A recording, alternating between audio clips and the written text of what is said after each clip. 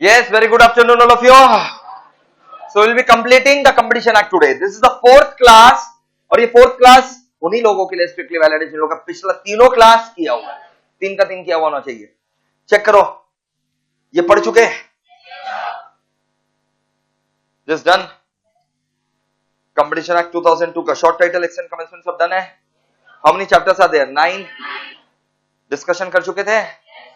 Definition वाला part पूरा complete हो चुका है. सारा के सारा डेफिनेशन वाला पार्ट कंप्लीट हो चुका है. फिर हम लोग आ गए थे, the definition part is complete ना.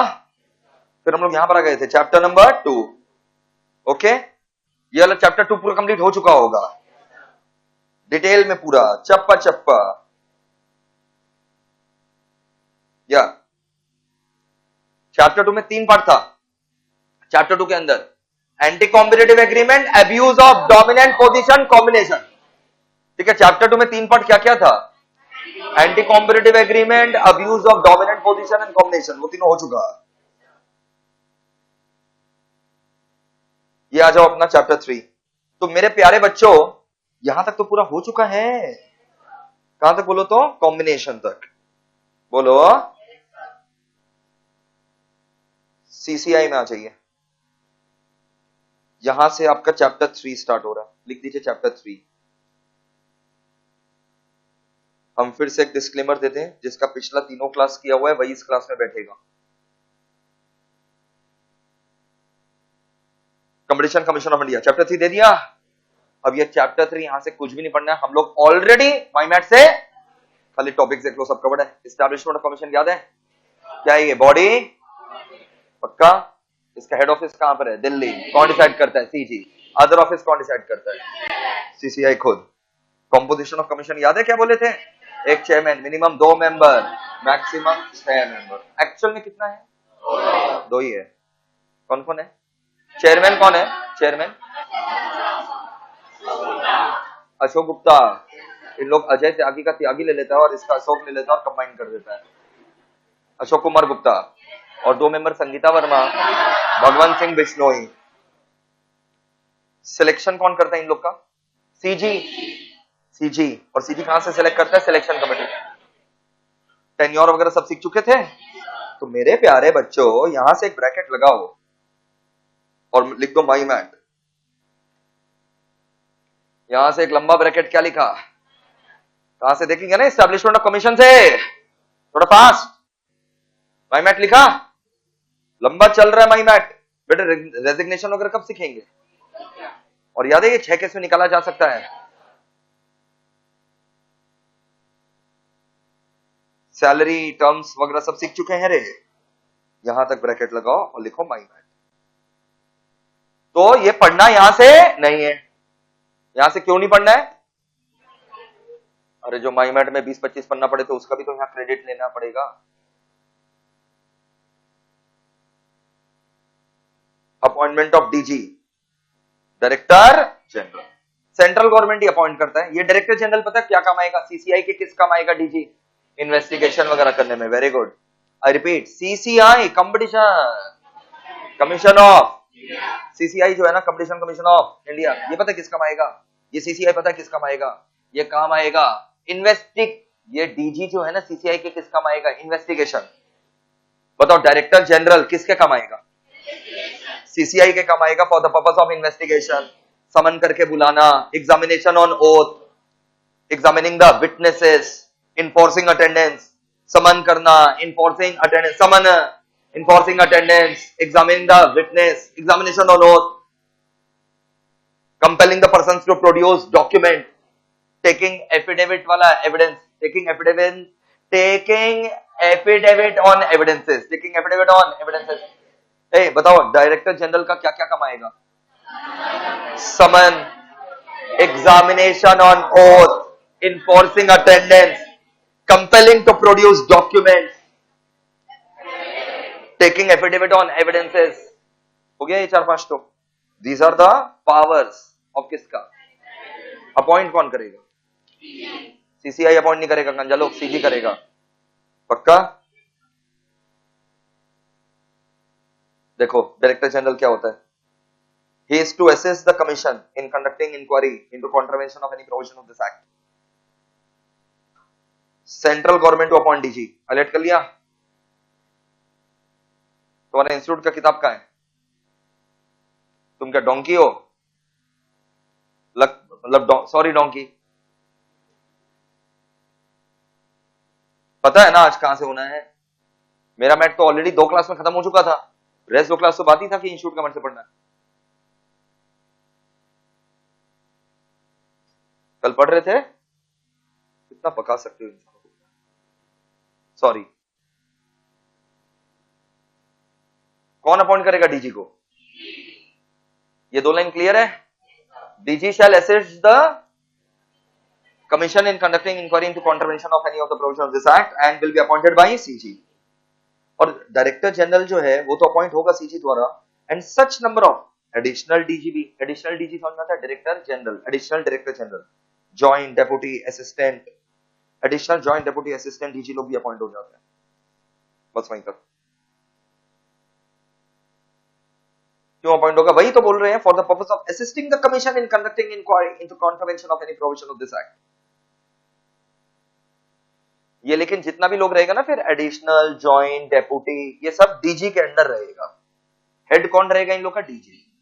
ये देखो additional joint deputy assistant DG शैल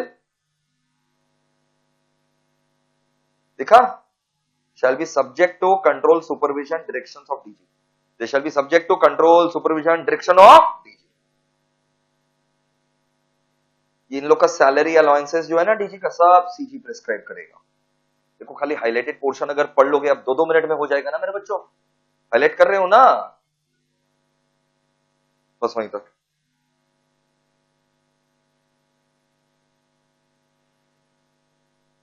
बड़े ड्यूटीज ऑफ कमीशन. यहां से आपका चैप्टर नंबर 4 है.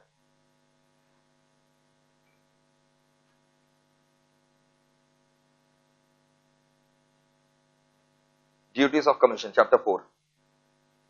तुमको पता ही है ड्यूटीज ऑफ कमीशन क्या है.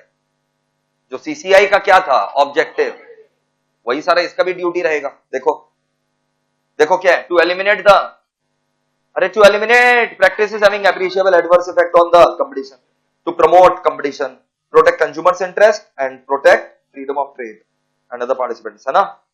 Give me, come on, give me 4 duties of CCI. अरे वही है जो ऑब्जेक्टिव था ना कंपटीशन एक्ट का, वही है. To eliminate the practices having appreciable adverse effect on the competition in India, promote consumers' interest, protect consumers' interest, protect freedom of trade, है ना, and promote healthy competition. बोलो. Inquiry into certain agreement मतलब समझ में आ गया? कौन से agreement? Anti competitive agreement. लिख दो इंक्वायरी के माथे पे. सर्टेन एग्रीमेंट के माथे पे लिख दो anti competitive agreement and dominant position.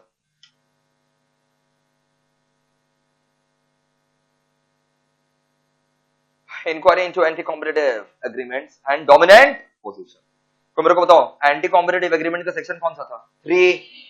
याद करो एंटी कॉम्पिटिटिव एग्रीमेंट का 3 था. अब्यूज ऑफ डोमिनेंट पोजीशन का 4 था. कॉम्बिनेशन का 5 था. पक्का? तो इंक्वायरी इनटू कॉम्बिनेशन तो लास्ट क्लास ही पढ़ा दिए थे पापा कि कैसे कॉम्बिनेशन का इंक्वायरी होगा. अरे पूरा प्रोसीजर वगैरह सब बताए थे. नहीं याद आ रहा है? हाँ सर याद आ रहा है. 7 दिन था, 10 दिन था, 15 15 15 45. 7 10 15 15 15 45. Inquiry into certain agreements. कौन से agreement? Anti competitive agreement under section 3 and dominant position under section 4, abuse of dominant position under section 4. उसी का इंक्वायरी का चर्चा हो रहा है दोस्तों. तो अगर कमीशन को कुछ इंक्वायरी करना है ना कॉन्ट्रावेंशन सेक्शन 3 और 4 का, है ना, एंटी कॉम्पिटिटिव एग्रीमेंट याद आया क्या? अंडर सेक्शन कौन सा? 3. डोमिनेंट पोजीशन अंडर सेक्शन कौन सा? 4. या तो कमीशन को खुद से लग रहा है ऑन इट्स ओन मोशन भी वो इंक्वायरी कर सकता है, या फिर खबर मिला है भाई receipt of information in such manner from any person, consumer या उन लोग का एसोसिएशन, ट्रेड एसोसिएशन. मेरे को खबर मिला एंटी कॉम्पिटिटिव एग्रीमेंट का, या तो देखो मेरे को एंटी कॉम्पिटिटिव एग्रीमेंट लग रहा है on own motion, either I am thinking to Either I am thinking this agreement as anti-competitive agreement on own motion या फिर on receipt of information from person, consumer, their association, trade association, या फिर CG मेरे को बोला, CG SG S statutory authority, समझा? तो हम पागल थोड़ी ना जो इंक्वायरी करेंगे, या तो हम ओन मोशन इंक्वायरी कर सकते हैं, या मेरे को कौन बोल रहा है, person, consumer, their association, trade association, या सीजीएसजी लोकल अथॉरिटी। पक्का? डायरेक्टर जनरल अपने इतना औकात नहीं है कि खुद से इंक्वायरी चालू कर सकता है। डायरेक्टर जनरल किसके इशारों पर काम करेगा? CCI. Director general is not vested with the right to move an application कि हाँ चलो इंक्वायरी चालू करो फॉर एंटी कॉम्पिटिटिव एग्रीमेंट और अब्यूज ऑफ डोमिनेंस। पक्का? और पर्सन कौन होता है, स्टैट्यूटरी अथॉरिटी कौन होता है, तो पढ़ी रखे हैं, डेफिनेशंस में आ रखा है, बढ़ो। अब क्या फैक्टर्स को देखा जाएगा डिसाइड करते समय कि एंटी कॉम्पिटिटिव है कि नहीं है? ये देखो, while determining whether an agreement has appreciable adverse effect on competition, commission ये सब फैक्टर्स को देखेगा। ऑलमोस्ट सेम है वो कॉम्बिनेशन वाला। बैरियर्स टू न्यू एंट्रेंट्स कितना है, driving existing competitors out of the market, क्या कंपटीशन बंद हो जाएगा, क्या कंज्यूमर को कितना फायदा होगा, ये सारे पॉइंट्स वहां पर भी थे जब कॉम्बिनेशन हम लोग चेक करते थे कि अप्रिशिएबल एडवर्स इफेक्ट है कि नहीं, कि एंट्री बैरियर्स कितना है, कंपटीशन खत्म हो जाएगा क्या, क्या इफेक्ट होगा कंपटीशन पर, कंज्यूमर का क्या भला होगा, इंप्रूवमेंट होगा क्या प्रोडक्शन और गुड सर्विस में, प्रमोशन होगा क्या, कुछ टेक्निकल साइंटिफिक इकोनॉमिक डेवलपमेंट होगा क्या देश का। अरे बोलो, पक्का? पहला तीन तो जो है, पहला तीन ये खराबियां हैं डीमेरिट से, और आखिरी तीन तो जो है मेरिट से। तो प्रिंसिपल ऑफ बैलेंसिंग सिखाए थे ना हम, अगर मेरिट क्या है, ज्यादा है, मेरिट अगर ज्यादा है किससे, डीमेरिट से, तो agreement will be allowed, otherwise disallowed. Principle of balancing हो चुका मेरे मैथ से। खाली मेरे को बता दो पहला तीन तो क्या है, डीमेरिट। क्या क्या डीमेरिट है बताओ? एंट्री बैरियर कितना है, क्या कंपटीटर खत्म हो जाएगा, कंपटीशन खत्म हो जाएगा, कंपटीटर भाग जाएगा, कंपटीशन खत्म हो जाएगा। फिर बेनिफिट्स का बात करो। अच्छा चलो देखते हैं कंज्यूमर को क्या फायदा है, प्रोडक्शन डिस्ट्रीब्यूशन कितना बढ़ेगा, देश का इकोनॉमिक डेवलपमेंट टेक्नोलॉजी कितना बढ़ेगा। मक्खन, फर्स्ट थ्री फैक्टर्स आर, देखा, first three factors are anti competitive, लेकिन लेटर थ्री फैक्टर्स क्या मैं बताऊं ना, later three factors deals with benefits. ठीक कर दो इसको, बेनिफिट्स।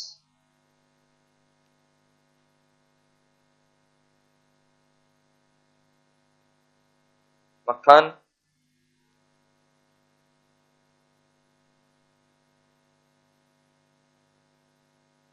लिख दिया? सो CCI shall apply, so CCI shall apply, बताओ क्या, principle of balancing, and if benefits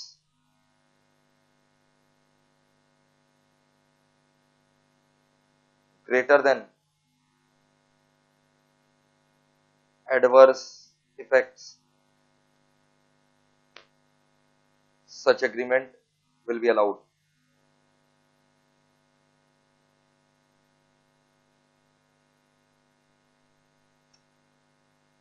CCI shall apply principle of balancing, and if benefits greater than adverse effect, such agreement will be allowed. Such agreement will be allowed, and vice versa. Such agreement will be allowed, and vice versa. Vice versa समझ में आया? Benefit कम है, adverse effect ज्यादा, तो disallowed. अब क्या factors देखेगा, अभी हम लोग क्या पढ़ रहे थे, factors of anti competitive agreement, है ना? यहां लिख दो भाई, factors of anti competitive agreement का बात हो रहा था, लिख दिया? अभी क्या चीज का बात हो रहा है? Factors related to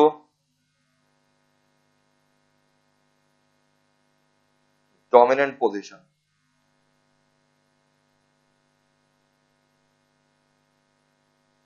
Factors related to dominant position.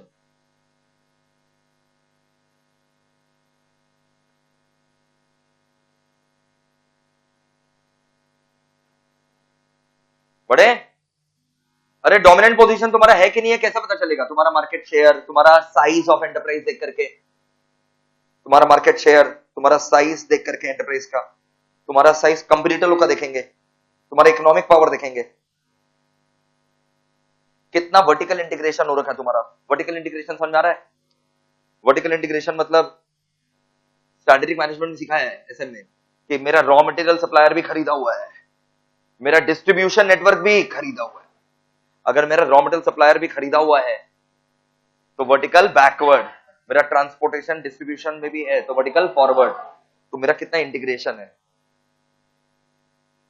Consumer तुम्हारे ऊपर कितना डिपेंड करता है? क्या बहुत ज्यादा डिपेंड करता है? तब तो भाई डोमिनेंट है ना तुम। तो डिपेंडेंस ऑफ कंज्यूमर कितना तुम्हारे ऊपर, तो समझा? कहीं तुम्हारे पास जो मोनोपोली और डोमिनेंट पोजीशन है वो एज ए रिजल्ट ऑफ कोई कानून तो नहीं है, गवर्नमेंट कंपनी पीएसयू वगैरह तो तुम नहीं हो। अगर हो तब तो तुमको अलाउ किया जाएगा। अगर तुमको कानून ने ही, पार्लियामेंट ने ही कोई एक्ट बना करके क्या दे रखा है, मोनोपोली डोमिनेंस, जैसे रेलवेज, तब तो ठीक है, कोई दिक्कत नहीं। एंट्री बैरियर कितना है, काउंटर विलिंग बाइंग पावर कितना, बायर लोग के पास कितना पावर है, मार्केट का साइज, सोशल ऑब्लिगेशन, बस काफी है। बस बेटा काफी है। तो बताओ याद कैसे करोगे? बहुत सिंपल है। मार्केट का सबसे पहले क्या देखना है? तुम्हारा मार्केट शेयर, तुम्हारा साइज, तुम्हारा कंपटीटर का साइज। बहुत सिंपल है। मार्केट शेयर,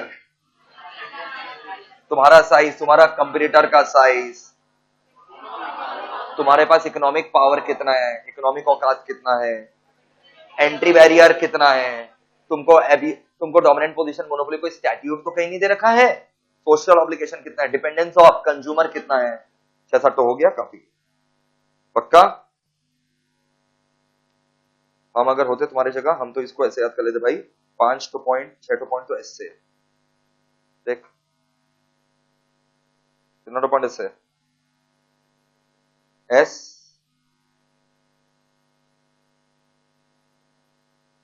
5 पॉइंट तो ऐसे छोड़ना नहीं है। 5 पॉइंट एस लिख दो। ऐसे तुम लोग बाबा जी की तरफ बैठे रहते हो ना, आराम से लग रहा है बादाम भुजिया सब खा रहे हो, कोई मकसद ही नहीं है लग रहा है। और तेज वाले बच्चे लिख लिए होंगे 5 पॉइंट किससे स्टार्ट हो गया, मतलब बता दिए फिर भी लिखना नहीं।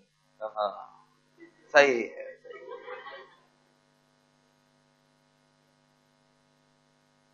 पढ़े? रेलिवेंट ज्योग्राफिकल मार्केट है कि नहीं है, कैसे पता चलेगा? बात हुआ था ना, रेलिवेंट मार्केट मतलब relevant geographical and relevant product. Relevant geographical market है कि नहीं है, ये सब फैक्टर्स देखेगा कमीशन। ट्रेड बैरियर कितना है, लोकल रिक्वायरमेंट कितना है, नेशनल पॉलिसी। ट्रेड बैरियर कितना है, लोकल रिक्वायरमेंट कितना है, नेशनल पॉलिसी।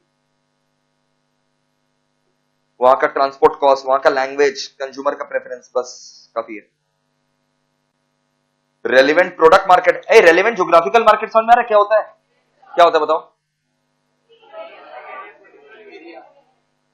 जिस जिस एरिया में डिमांड सप्लाई ऑलमोस्ट सेम है उस गुड्स का, जिस जिस एरिया में डिमांड सप्लाई ऑलमोस्ट सेम है उस गुड्स का, वो रेलिवेंट ज्योग्राफिकल मार्केट हो जाता है। तो रेलिवेंट ज्योग्राफिकल मार्केट मतलब क्या, सेम ही माना जाएगा एरिया, कि तुम्हारा वो पूरा एरिया में क्या है, डोमिनेंट।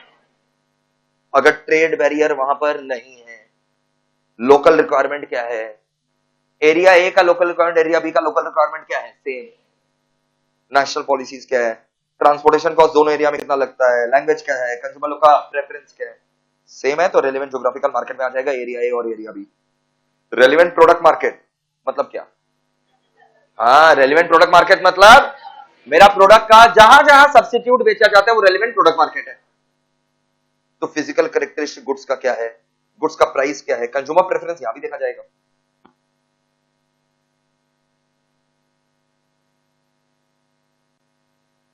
तो रेलेवेंट प्रोडक्ट मार्केट कब माना जाएगा, जब गुड्स का क्या है, सब्स्टिट्यूट। तो कितना हद तक कैरेक्टरिस्टिक सेम है गुड्स का, प्राइस कितना हद तक सेम है गुड्स का, गुड्स का फीचर, गुड्स का प्राइस, कंज्यूमर का टेस्ट कितना तक सेम है। पक्का? बस ये 3 तो काफी है। बढ़ो। Inquiry into combination by commission दिख रहा है क्या? ये तो पढ़ चुके हैं बेशर्मो। Inquiry into combination by commission कब पढ़ेंगे? लास्ट क्लास हो चुका है ये सारा। बढ़ो। ये मीटिंग ऑफ कमीशन दिख रहा है? लिख दो माई मैट। मीटिंग ऑफ कमीशन में लिख दो माई मैट। लिख दिया? Procedure for inquiry on complain में हो। Procedure for inquiry on complain. मान लो सीसीआई को किसी ने क्या किया, कंप्लेन कि देखो देखो एंटी कॉम्पिटिटिव एग्रीमेंट हो रहा है, देखो देखो अब्यूज ऑफ डोमिनेंट पोजीशन हो रहा है। लास्ट बेंच खड़े हो, रिपीट करो लास्ट लाइन। बॉय इस तरफ का, हाँ तुम नहीं, रिस्पेक्ट सुमी से बात करें। हाँ रिपीट द लास्ट लाइन। नहीं सुना? बाहर जाओ। सिक्योरिटी पॉसिबल नहीं है। देखो इसमें सॉरी का कोई बात नहीं, हम लोग बाहर मिलेंगे, बिल्कुल गले मिलेंगे या नमस्ते करेंगे जो भी। अभी बाहर जाओ। हम तुम्हारे कोई पेट नहीं है जो तुम्हारे लिए अलग से रिपीट करें। Just get out of the class immediately. When you are willing to do the class, then only come and do the class. It's not a way to behave in the class. Last कितना class की हो? First bench में आकर के बैठो, भाग करके बैठो।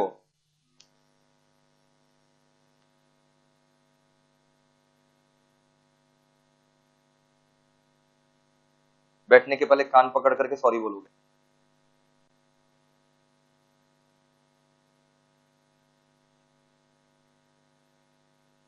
अब सुनो हम क्या बोले।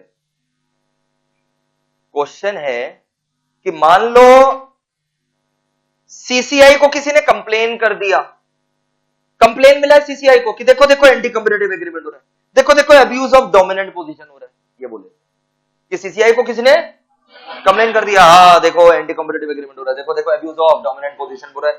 तो सीसीआई फिर कैसे इंक्वायरी करेगा? सीसीआई खुला छोड़ देगा किसको? डीजी को। अरे डॉग नहीं, डीजी। सीसी खुला छोड़ देगा डायरेक्टर जनरल। पूरा बोल रहे थे। सीसी खुला छोड़ देगा डायरेक्टर जनरल। फिर डीजी अपना रिपोर्ट सौंपेगा। प्राइमा फेसी अगर लग रहा है हाँ एंटी कॉम्पिटिटिव एग्रीमेंट हो रहा है, तब हम लोग और जाकर के वो सब फैक्टर्स देखेंगे। क्या सर कौन सा फैक्टर बाबू? अभी अभी पढ़े थे। गजनी भी 15 मिनट तक याद रखते हैं सर, हम लोग पूरा याद रखते हैं, आप टेंशन मत लो। If commission is of the opinion कि हाँ भाई प्राइमा फेसी केस बनता है ऑन रिसिप्ट ऑफ इंफॉर्मेशन। किससे इंफॉर्मेशन मिला था बताओ तो अपने को? अरे डीजी से इंफॉर्मेशन मिला था। डीजी से तो इंफॉर्मेशन मिलना मना है रे बाबा। कंप्लेन किससे मिला था? कंप्लेन। ये रिसिप्ट ऑफ इंफॉर्मेशन मतलब कंप्लेन। ये रिसिप्ट ऑफ इंफॉर्मेशन के माध्यम लिखो कंप्लेन। कंप्लेन किससे मिला था? Person, consumer, their association, trade association, CG SG statutory authority ना, या ओन मोशन भी तो हो सकता है। खुला छोड़ देंगे किसको? डीजी को कि जाओ जाकर के क्या करो? इन्वेस्टिगेशन। पक्का? अब डीजी इन्वेस्टिगेशन करेगा और रिपोर्ट देगा सीसीआई को, बट वो रिपोर्ट सीसीआई के ऊपर बाइंडिंग नहीं होगा। तो डीजी इन्वेस्टिगेशन करके जो रिपोर्ट देगा वो रिपोर्ट सीसीआई के ऊपर बाइंडिंग नहीं है। पक्का? और अगर कमीशन को लगा कि कोई प्राइमा फेसी केस है ही नहीं, तो वो ऑर्डर पास कर देगा dismissing the information as it deems fit and necessary. ऐसे बोलेगा सीसीआई, तुम्हारा इंफॉर्मेशन सरासर झूठा है और कुछ इन्वेस्टिगेशन नहीं होगा, कुछ नहीं हो रहा anti competitive abuse of dominant position. तो अगर सीसीआई को प्राइमा फेसी क्या लग रहा है कि कोई केस है ही नहीं, डिसमिस, पास कर देगा ऑर्डर डिसमिसिंग द इंफॉर्मेशन। पक्का? और जब डीजी से रिपोर्ट मिल गया, डीजी का रिपोर्ट किसको मिला? तो सीसीआई ये रिपोर्ट फॉरवर्ड कर देगा किसको? पार्टीज कंसर्न को। अबे जो आया था बोलने के लिए, सीजी को, एसजी को, स्टैट्यूटरी अथॉरिटी को। Parties concern CG SG statutory authority. पक्का? बोलो ना। इफ डीजी रेकमेंड्स कि कोई कॉन्ट्रवेंशन नहीं हुआ है तो सीसीआई ऑर्डर पास करने के पहले जो इंफॉर्मेशन दिया था ना उसको एक बार अपॉर्चुनिटी हर्ट देगा। CCI shall give an opportunity heard to the informant and after hearing it CCI agrees with recommendation of DG, it shall dismiss the information। सीधा इंफॉर्मेशन डिसमिस कर देगा कि ऑपरेशन हर्ड किसको? जो इंफॉर्मेशन दिया था, और फिर पास कर देगा ऑर्डर डिसमिसिंग द इंफॉर्मेशन। बोलो। पक्का? बढ़ो।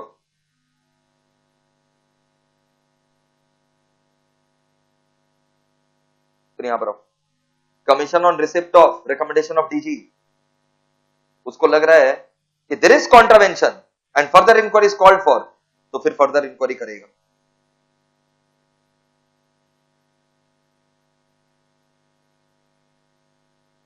पक्का? अगर डीजी का रिपोर्ट पे लग रहा है सीसीआई को कि हाँ कॉन्ट्रावेंशन है और फर्दर इंक्वायरी का दरकार, तो करेगा फर्दर इंक्वायरी। मतलब जब भी मेरे पास सीसीआई के पास क्या आएगा? इंफॉर्मेशन, तो हम लोग डीजी से इन्वेस्टिगेशन करवाएंगे। The provision of this section indicate that it is mandatory that information or reference received or a matter which comes to the knowledge of CCI regarding alleged violation of the provision of this act must be referred to DG for investigation। जो हमें बोले एक line में, उन लोग 3 line में बोलने का प्रयास किया कि जब भी मेरे को कुछ खबर मिलेगा कि कुछ एंटी कॉम्पिटिटिव अब्यूज हुआ है तो हम डीजी को हमेशा बोलेंगे इन्वेस्टिगेशन कर। मक्खन एकदम, बस काफी है उतना। बस ये क्लियर है पूरा मेरे बच्चों को? ऑर्डर क्या पास करता है भाई कमीशन? कमीशन का ऑर्डर क्या आता है? After inquiry into which agreement? Anti competitive agreement. लिख दो एग्रीमेंट के माध्यम से, anti competitive agreement under section 3। Agreement के माध्यम लिख दिया ना, anti competitive agreement, anti competitive agreement under section 3। और अब्यूज ऑफ डोमिनेंट पोजीशन में लिख दो अंडर सेक्शन 4। इतना देर से क्या चल रहा था? इतना देर से चल रहा था एंटी कॉम्पिटिटिव एग्रीमेंट होता क्या है, अब्यूज ऑफ डोमिनेंट पोजीशन होता क्या है, फिर हम लोग क्या क्या फैक्टर देखते हैं और कैसे इंक्वायरी करते हैं। What is anti competitive agreement, abuse of dominant position, last class हो चुका था। फैक्टर्स क्या क्या देखते हैं वो आज हुआ। इंक्वायरी कैसे होता है वो आज। अब ऑर्डर क्या पास करना है भाई? अब करना क्या है? अगर साबित हो जाए कि हाँ ये एंटी कॉम्पिटिटिव है, अब्यूज ऑफ डोमिनेंट पोजीशन है, सीसीआई क्या बोलेगा? डिसकंटिन्यू करो, मत करो भाई, ये एग्रीमेंट वॉइड है, पेनल्टी लगाएगा। देखो ऑर्डर भाई क्या? पक्का? देखो क्वेश्चन लिखो, what orders can CCI pass? What orders can CCI pass to stop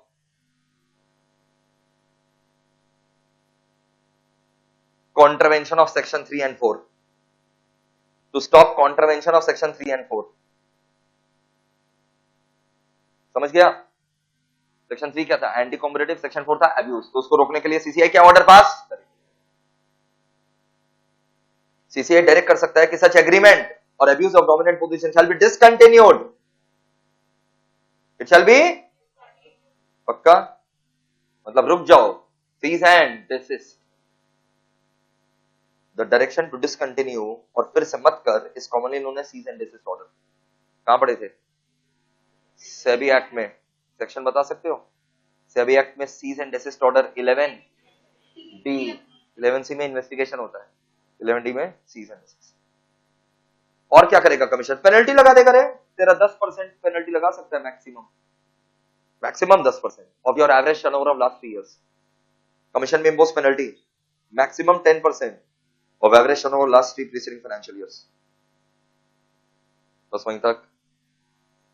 हो सकता है कमीशन तुम्हारा एग्रीमेंट को बोले उतना भी नहीं, दिक्कत वाला बात नहीं है, थोड़ा सा मॉडिफाई कर दीजिए।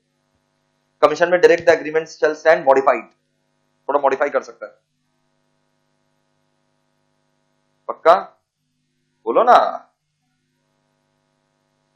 कुछ कॉस्ट वगैरह तुमको बोल सकते हैं, पेमेंट ऑफ कॉस्ट करने, and such other as it may deem fit. हटा सवन की हटा, जो मन में आएगा सीसीआई के वो करेगा। बताओ सीसीआई ये सेक्शन 3 एंड सेक्शन 4 को रोकने के लिए 5 काम कर सकता है। Discontinue the anti competitive agreement and abuse of dominant position. Discontinue, penalty, discontinue हो गया फिर पेनल्टी लगा सकते हैं maximum 10% of average turnover of immediately preceding 3 financial year. Payment of cost करने बोल सकता है। Modify agreement can be modified and such order as it deems fit. Clear? और जो एंटरप्राइज डोमिनेंट पोजीशन एंजॉय कर रहा है ना, उसको तोड़ सकता है। तोड़ मतलब डिवीजन, डीमर्जर लिख दो, डिवीजन के मतलब डीमर्जर।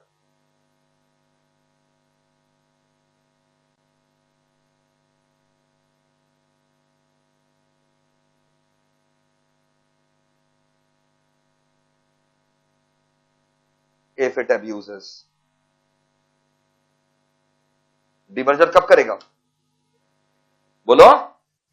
If it abuses. ये देखो, commission by order in writing direct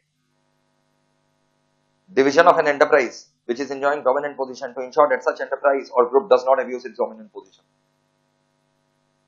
division मतलब क्या? डीमर्जर। जो एंटरप्राइज लग रहा है कि एप्रिशिएबल एडवर्स इफेक्ट करने वाला है, अब्यूज करने वाला है, उसको क्या कर देंगे? तोड़ देंगे बेटा, डीमर्जर कर देंगे। गलत है क्या ये? पहले देश बचाना है कि एंटरप्राइज बचाना है? तो तोड़ो एंटरप्राइज को। पक्का? देखो सीसीआई के ऑर्डर पास करेगा इसके मामले में। ट्रांसफर ऑफ एसेट्स, प्रॉपर्टी मतलब assets, transfer of asset liability. अबे डीमर्जर करेगा तो बताएगा ना कि जो हाथी एंटरप्राइज था उसको अब हम लोग 2 भाग में तोड़ रहे हैं, तो किस भाग में कितना एसेट लायबिलिटी रहेगा, दूसरा भाग में कितना एसेट लायबिलिटी रहेगा, कॉन्ट्रैक्ट्स का क्या होगा, शेयर स्टॉक सिक्योरिटी का क्या होगा, क्रिएशन, अलॉटमेंट, कैंसिलेशन। नया अलॉटमेंट और कैंसिल किया रहेगा पुराना शेयर। पक्का? नया एंटरप्राइज कैसे बनेगा या पुराना वाइंड अप कैसे होगा? ए लिमिटेड को तोड़ दिया तुम, 2 नया बच्चा कर दिया, तो पुराना वाला तो मर गया ना। तो फॉर्मेशन एंड वाइंडिंग अप, बस काफी है बेटा। और ये एक तो याद नहीं करना पड़ता, एनी अदर मैटर।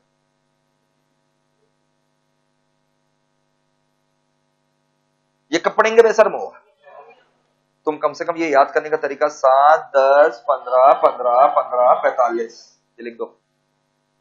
7, 10, 3 तो 15, 45। ये 3, 15 को जोड़ करके 45 जरूर आ रहा है, लेकिन ये 45 अलग है, ये लास्ट 15 से काउंट होता है। 7, 10, 3 को 15, 45 लिख दिया क्या? बढ़ो।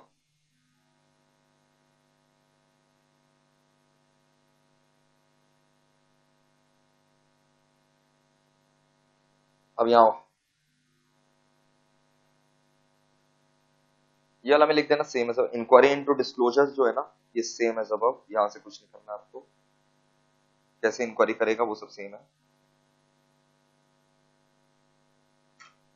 अभी थोड़ी देर पहले हम लोग पढ़े सीसीआई का order to stop contravention of section 3 and section 4। अब हम लोग पढ़ रहे हैं कॉम्बिनेशन में इंक्वायरी हो गया, कॉम्बिनेशन में उसको रोकने के लिए अब सीसीआई क्या ऑर्डर पास करेगा? समझे क्या? Order of commission on certain क्या बताओ? कॉम्बिनेशन लिखो। What order CCI can pass? What orders can CCI pass? What orders can CCI pass? What orders can CCI pass? What orders can CCI pass after? What orders can CCI pass after inquiry into combination? After inquiry into combination.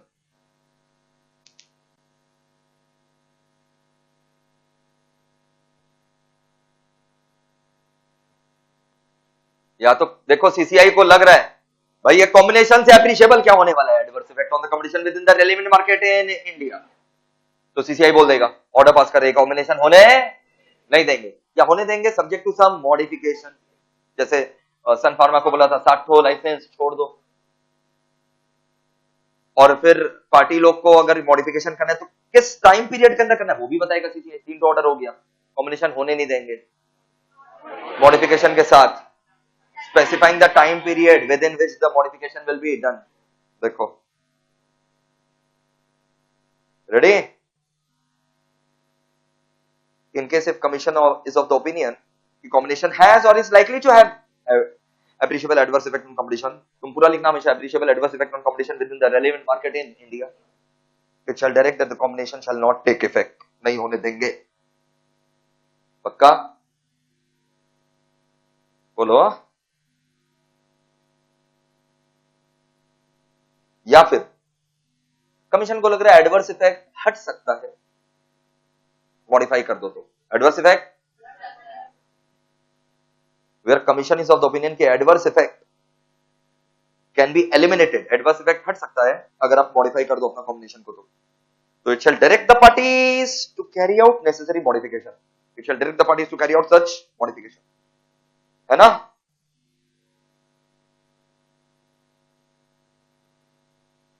Propose modification within the period specified by commission, modification होगा within the period specified by commission, और अगर नहीं किया उस time period में तो फिर commission बोल देगा कॉम्बिनेशन होने नहीं देंगे। If the parties who have accepted the modification, इतना बदमाश है, मॉडिफिकेशन बोल दिया था हाँ करेंगे, fail to carry out such modification within the time period specified by commission, such combination shall be deemed to have appreciable adverse effect on competition। पक्का। अगर पार्टी लोग को प्रपोज मॉडिफिकेशन मंजूर नहीं है तो 30 डेज के अंदर उन लोग अमेंडमेंट प्रपोज कर सकता है कमीशन को। हम बोले ना ये मॉडिफाई कर लो तो पार्टी लोग के पास 30 डेज का टाइम है, कमीशन को बोल सकता है इतना नहीं, 7 नहीं, 6 लाइसेंस छुड़वा दो। नहीं समझा, हम बोल रहे हैं ये मॉडिफाई, अभी तो बार्गेनिंग हो रहा है ना, कमीशन बोल रहा है करने देंगे कॉम्बिनेशन, ये सारा मॉडिफिकेशन कर, तो पार्टी के पास 30 डेज का टाइम है, मेरे कमीशन पास आ जाएगा और बोलेगा ये मॉडिफिकेशन में थोड़ा सा अमेंडमेंट पास कर दीजिए। कमीशन बोला तथास्तु, agreed, commission agrees with agreement submitted by the parties, तो कमीशन ऑर्डर पास कर देगा, ठीक है चलो हो गया combination. Commission does not accept the amendment तो तेरे को और 30 डेज देंगे। ओए कमीशन बोल दिया तुम्हारा अमेंडमेंट हमको मंजूर, तुमको 30 डेज दे रहे हैं, जो मॉडिफिकेशन दिया है मान लो, और अगर फिर भी नहीं माना 30 डेज में, भाई बात खत्म, एप्रिशिएबल एडवर्स इफेक्ट है। बहुत सिंपल है बेटा, बोलो ना, बस काफी है इतना। चलो ये तुमको हम सिंपल कर दे रहे हैं, तुम्हारा लाइफ कॉपी चार्ट, या लिख दो कॉपी चार्ट, लिख दिया क्या?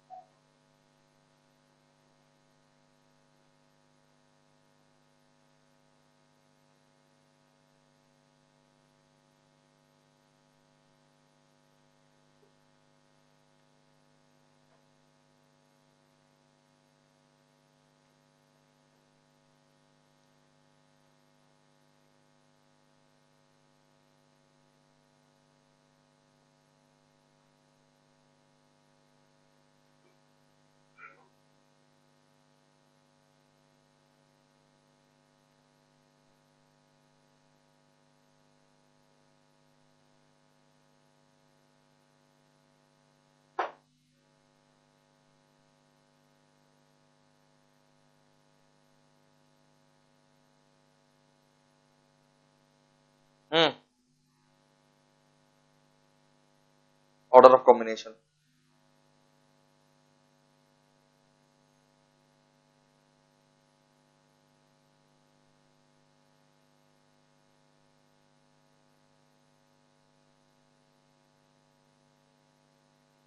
क्या लिखा? ऑर्डर ऑफ, ये लिखो CCI related combination, order of CCI related combination. Chart तुम्ही को बनाना, फटाफट बनाओ। Order of CCI related combination.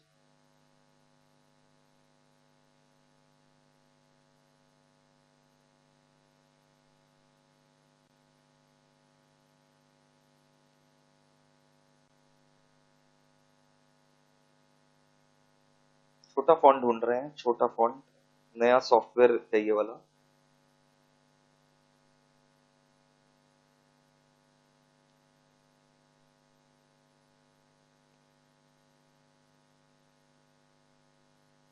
नहीं, कलर का ब्राइटनेस करो, ये ब्राइटनेस का ना, ये है छोटा, और छोटा, एडवांस में ही है, और छोटा नहीं है, ठीक। हाँ 4 पॉइंट लिए,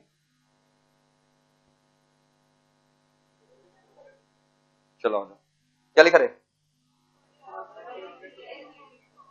order of CCI related to combination, लिख दिया।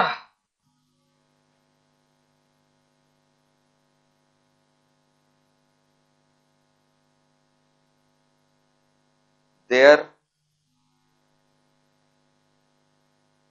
exists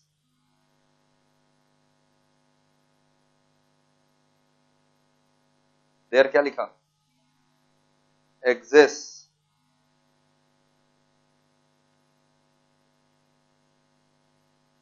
appreciable,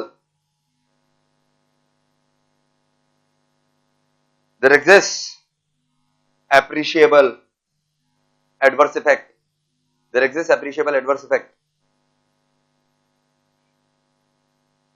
there exists appreciable adverse effect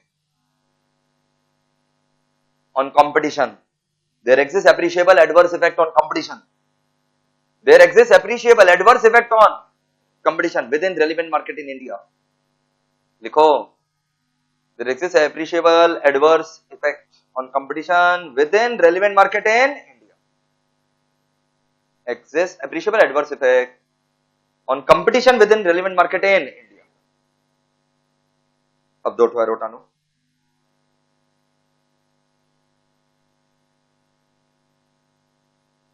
जो लिखे हो वहां से 2 एरो टान दो।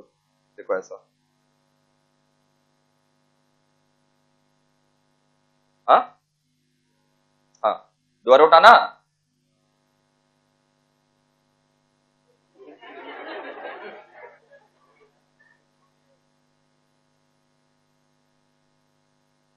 लिखो फिर, such effect can't be eliminated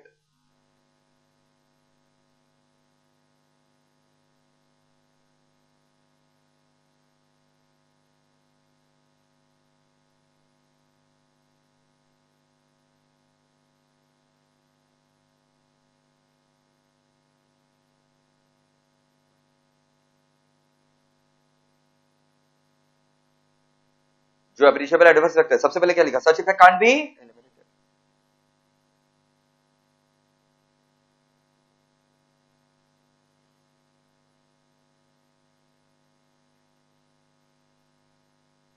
तो CCI will order such combination void.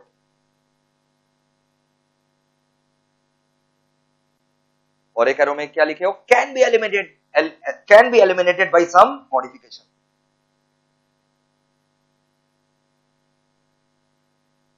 Can be eliminated by some modification.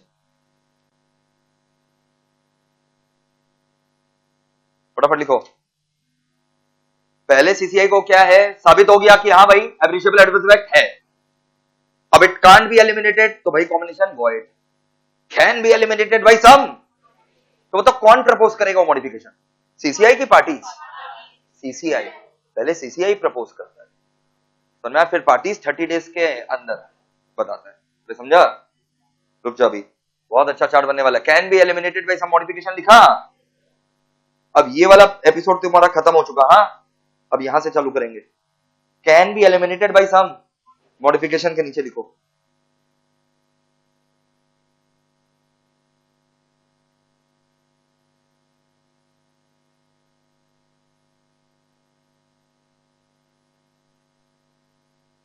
क्या लिखा था last? Can be eliminated, can be eliminated by some, उसके नीचे ये लिखो CCI shall propose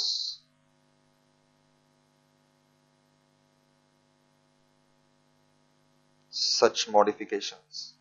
रुपया जमा कर रहे हैं, हम सोच रहे हैं एक तो आईपैड ले लेंगे, उसमें लिखना थोड़ा कंफर्टेबल रहता है। तुम लोग कोई सामान खरीदता तो जमा नहीं करता है?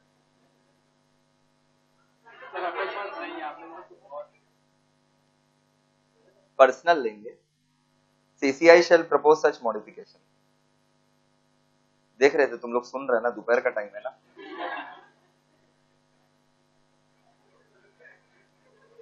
ओए,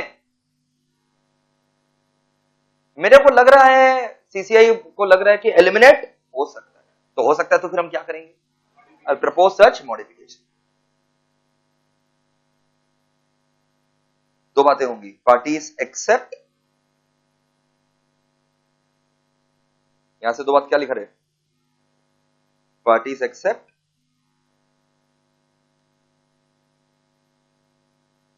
पार्टीज डोंट एक्सेप्ट। पार्टी लोग बोला वाह मंजूर है CCI तुम्हारा मॉडिफिकेशन, पार्टीज एक्सेप्ट ना।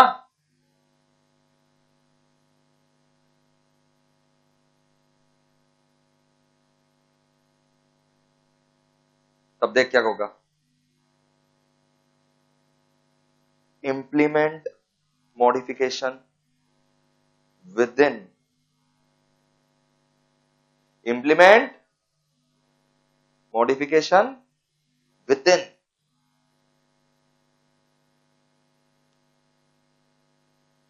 Prescribe time.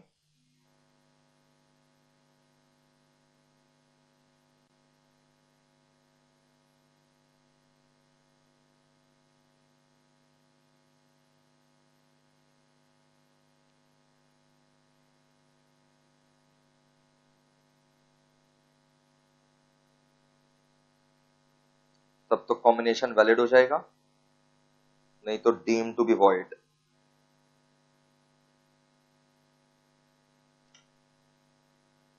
पार्टी लोग क्या बोला था, मॉडिफिकेशन मंजूर है कि नहीं मंजूर है?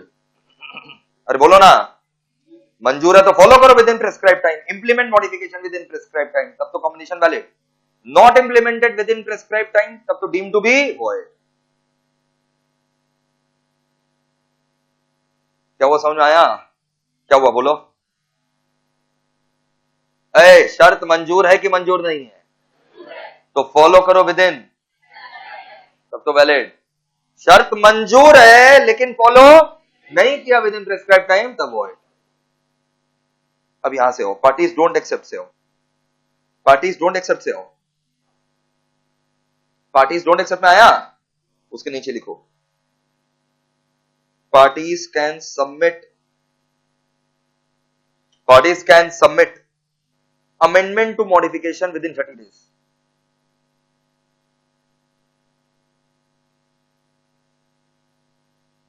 Parties can submit amendment to modification within 30 days। Parties can submit amendment to modification within 30 days। कहां तक पहुंचा रहे? Parties can submit amendment to modification within 30 days। उसके नीचे फिर एरो देकर के लिखो। किसके नीचे सर? तुमको नहीं बोल रहे, तुमसे ना होगा। पार्टीज कैन सबमिट लिख दिया ना, amendment to modification within 30 days, उसके नीचे एरो देकर के लिखो।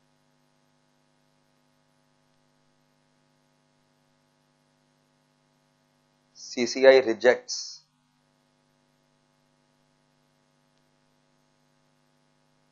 ऐसा होगा। CCI रिजेक्ट्स या फिर क्या बताओ, accepts.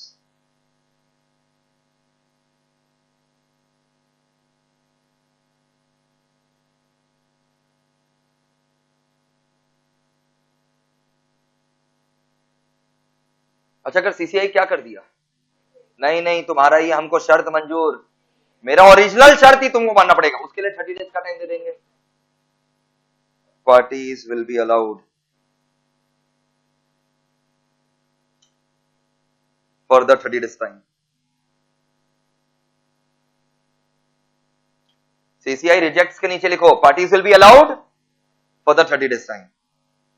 Parties will be allowed further 30 days time to implement the modification which was proposed by CCI. To implement the modification which was proposed by CCI. To implement the modification which was proposed by CCI. To implement the modification which was proposed by CCI. और अगर CCI बोला बहुत अच्छा चीज बोल रहे हो तुम, मैंने जो मॉडिफिकेशन तुमको प्रपोज किया, तुमने उसमें जो अमेंडमेंट बोला बहुत बहुत सही बोल रहे हो, तब सीसीआई एक्सेप्ट कर रहा है, तब टाइम बता देगा कि फॉलो करो। लिखो CCI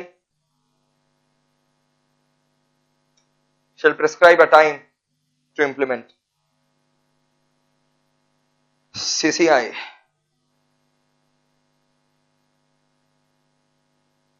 shall prescribe a time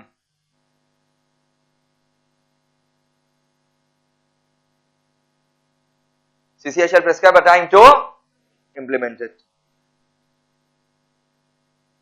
बस क्लियर है ना? अब ये पूरा चार्ट को एक बार खुद से गो थ्रू करो।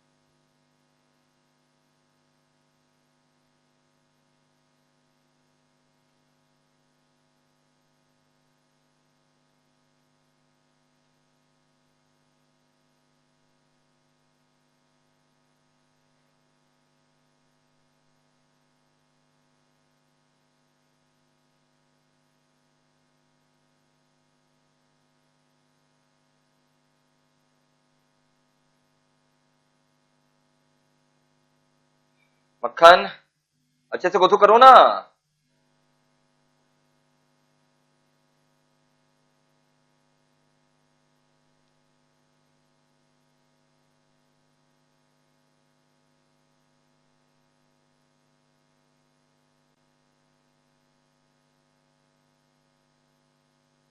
बढ़ रहे हैं आगे, अभी और भी ऑर्डर है, ये इतने ऑर्डर हुए, अभी और ऑर्डर हो, पॉइंट 10 में हो, नेक्स्ट पेज का पॉइंट नंबर 10 सुनो।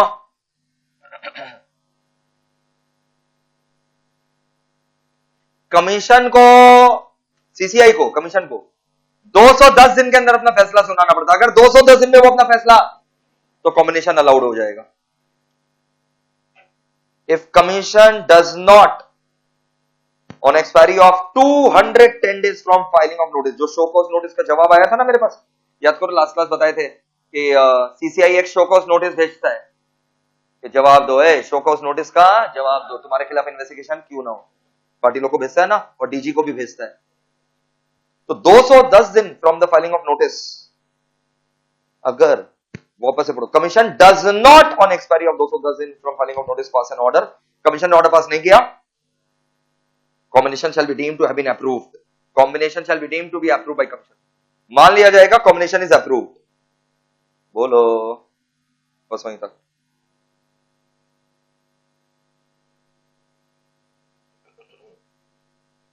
बस काफी है, उतना ही बेटा। अब यहां पर आओ, act taking place outside India, तो भी सीसीआई ऑर्डर पास कर सकता है अगर उसका appreciable adverse effect on competition कहां पर हो रहा है, with in the relevant market in India. कुछ भी एप्रिशिएबल एडवर्स इफेक्ट हो रहा है on the relevant market in India का कंपटीशन के ऊपर, तो सीसीआई के पास पावर है। भले तुम लोग दोनों जाकर के यूरोप में जाकर के एग्रीमेंट किया, तो या फिर वन ऑफ द पार्टी क्या है, फॉरेन पार्टी, तो अगर रेलेवेंट मार्केट इंडिया का प्रभावित हो रहा है, इट डज नॉट मैटर कि agreement was made outside India, या one of the party was outside India, या फिर कंपनी इज आउटसाइड इंडिया, कोई फर्क नहीं पड़ता, सीसीआई के पास पावर है। देखो jurisdiction of CCI to inquire and pass order, समझ में आया? औकात of CCI to inquire and pass order into an agreement, कौन सा एग्रीमेंट समझ में आ गया ना, एंटी कॉम्पिटिटिव, या फिर क्या बताओ डोमिनेंट, या फिर क्या बताओ, तीन ही चीज तो है, which is likely to have appreciable adverse effect on the competition in the relevant market in India, भले ही जो एग्रीमेंट है ना वो आउटसाइड इंडिया हुआ, या पार्टी जो है ना, पार्टी इज आउटसाइड इंडिया, या एंटरप्राइज, सुनो ना, जो एग्रीमेंट है वो कहां पर हुआ, out, doesn't matter even if agreement was outside India, या party of agreement was outside India, या enterprise abusing the dominant position is outside India, या कॉम्बिनेशन है सेकंड बेस आउटसाइड इंडिया, या party to the combination is outside India. समझ में आ गया sir? पहले agreement को पकड़, फिर डोमिनेंट पोजीशन, फिर combination. Agreement was outside, even if agreement was outside India, party to agreement was outside, even if enterprise abusing his dominant position was outside India, या फिर combination was made outside India, या party to the combination was outside India। पक्का? बढ़ो। Commission CCI अपने सामने किसको बुला सकता है? जो कंप्लेन किया है, जो डिफेंडेंट है, डीजी है। सीसीआई अपने सामने पेशी करवा सकता है कंप्लेनेंट का, डिफेंडेंट का, डीजी का। इन लोग खुद आएगा तो बेहोश हो जाएगा, सीसीआई ऐसा क्वेश्चन पूछेगा तो खुद भी आ सकता है, या सीएमए को भी भेज सकता है, या लॉयर को। They may either appear in person या फिर ऑथोराइज, सीए, सीएस, सीएमए, सबके पास सीओपी होना चाहिए, या फिर एडवोकेट, वकील। दिखा? बताओ सीसीआई अपने सामने किसको पेशी करवा सकता है? सीएस, गांजा पी रहे हो क्या? सीसीआई अपने सामने पेशी करवाएगा, सीए आ जा, कंप्लेनेंट, डिफेंडेंट, डीजी, इन लोग खुद भी आ सकता है, सीएस, सीएमए, वकील को भी भेज सकता है। बोलो, बढ़ो। सीसीआई के पास क्या क्या पावर है? अरे पढ़ चुके हैं, सीसीआई के पास क्या क्या पावर है? समनिंग एंड इन्फोर्सिंग अटेंडेंस, है ना? Summoning and enforcing attendance, discovery of document, evidence on affidavit, बस काफी है।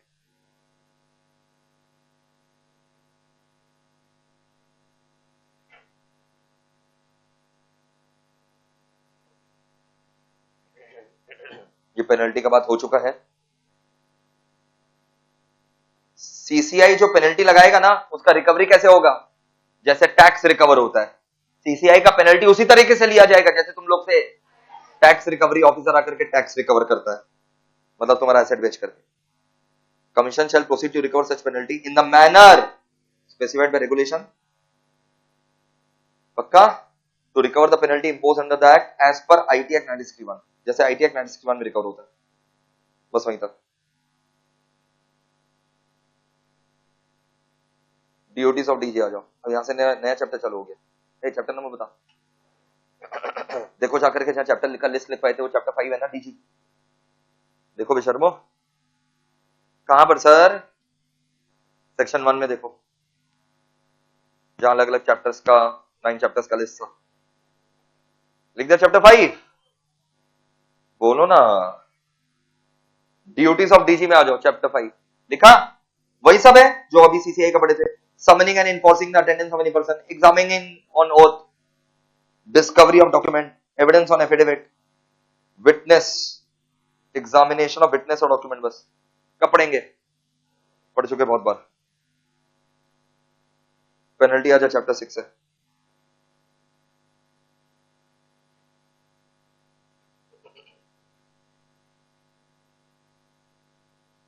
अगर नहीं दोगे पेनल्टी, 3 साल तक का जेल, 25 करोड़ तक का फाइन और बोध भी हो सकता है। जो पेनल्टी लगा है देखो, ready? If person fails to pay the penalty, तब क्या होगा? देखो पेनल्टी कितना लगेगा, वो तो पढ़ाए थे ना रे बाबा। कितना? 10% of average turnover, 10% of average turnover of last 3 years. तब देखो नहीं दोगे तो क्या होगा? जेल में डाल देंगे रे तेरे को 3 साल तक का, या फाइन 25 करोड़ या बोथ। और ये सजा कौन सुनाएगा? Chief metropolitan magistrate. बढ़ो।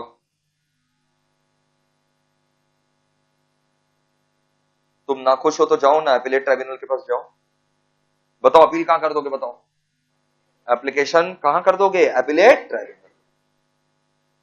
बस काफी है। पेनल्टी अब देखो, अलग अलग पेनल्टी आ रहा है। To comply with the direction of CCI और डायरेक्टर जनरल। ओए सीसीआई कुछ बोला, डीजी कुछ, तुम लोग कंप्लाई, 1 लाख से 1 करोड़ तक का पेनल्टी लग सकता है। ये देख 1 लाख पर डे पेनल्टी है ना, फिक्स होगा ना, 1 lakh per day, but maximum 1 crore. वहीं पर बगल में लिख दो ताकि मार के नहीं करना पड़े dash. 1 lakh per day maximum 1 crore. 1 lakh per day maximum 1 crore. थोड़ा फास्ट लिख दे, 1 lakh per day maximum 1 crore. जब मेरा कुछ डायरेक्शन तुमने फॉलो या फिर तुमने इंफॉर्मेशन नहीं दिया, इंफॉर्मेशन वहीं लिख दो, 1%, 1% ऑफ, लिखा 1% ऑफ। देखो ऐसा टर्नओवर या फिर assets whichever is high, turnover और asset whichever is high. 1% turnover के ऊपर लगेगा कि क्या, एसेट के ऊपर जिसका वैल्यू ज्यादा है।